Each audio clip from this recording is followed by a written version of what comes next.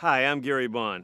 Ferry boat accidents are particularly interesting and particularly complex because in a maritime setting, you have an interface where you have passengers interacting in very close proximity with maritime workers, the crew members. You can have an issue where a vehicle is being loaded onto a car ferry and all of a sudden runs over a worker.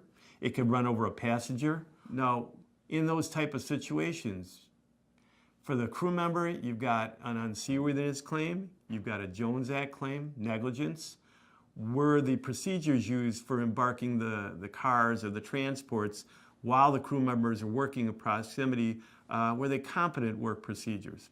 For the passengers, passengers are owed a duty of reasonable care to transport them from point A to point B. The passenger has a right to a safe passage aboard the ferry boat. The worker has a right to a safe workplace aboard the ferry boat, a seaworthy vessel.